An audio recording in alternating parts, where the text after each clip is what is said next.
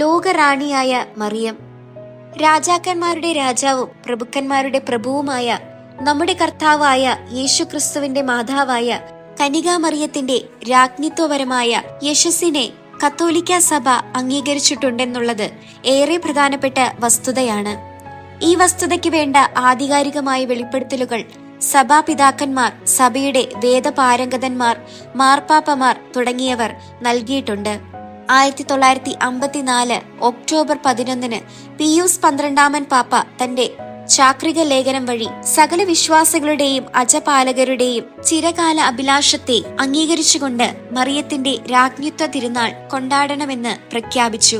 അതിനോടകം തന്നെ ലോകം മുഴുവനുമുള്ള കത്തോലിക്ക വിശ്വാസികൾ ഭൂമിയുടെയും സ്വർഗത്തിന്റെയും മാതാവായ പരിശുദ്ധ മറിയത്തിനോട് പ്രകടിപ്പിച്ചു വന്നിരുന്ന ഭക്തിക്ക് അതോട് സാധുത ലഭിക്കുകയും ചെയ്തു. നമ്മുടെ വിശ്വാസത്തിന്റെ പൂർണ്ണവും ആലങ്കാരികവും വ്യക്തവുമായ അർത്ഥത്തിൽ രാജാവ് എന്ന വാക്കിന്റെ പൂർണ്ണതയാണ് കർത്താവായ യേശു ക്രിസ്തു എന്ന് നമുക്കറിയാം. കാരണം അവൻ ദൈവവും അതേസമയം തന്നെ യഥാർത്ഥ മനുഷ്യനുമായിരുന്നു. എന്നാൽ ഈ വസ്തുക്കളൊന്നും തന്നെ യേശുവിന്റെ രാജകീയത്വം എന്ന സുവിശേഷതയിൽ പങ്കുചേരുന്നതിൽ നിന്ന് മറിയത്തെ വിലക്കുവാൻ പര്യാപ്തമല്ല. കാരണം അവൾ യേശുവിന്റെ മാതാവാണ്.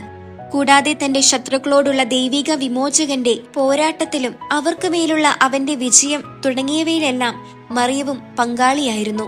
പിയൂസ് 9 പാപ്പ അമലോത്ഭവ ഗർഭധാരണം എന്ന ലേഖനത്തിൽ ഇപ്രകാരം പറഞ്ഞിരിക്കുന്നു: എല്ലാ മാലാഖമാരെക്കാളും വിശുദ്ധന്മാരെക്കാളും അധികമായി ദൈവം തന്റെ സ്വർഗീയ നിധിശേഖരണത്തിൽ നിറഞ്ഞു കവിയുന്ന സ്വർഗീയ സമ്മാനങ്ങളാൽ അവർണ്ണനീയമായ രീതിയിൽ മറിയത്തെ സമ്മാനിതയാക്കി.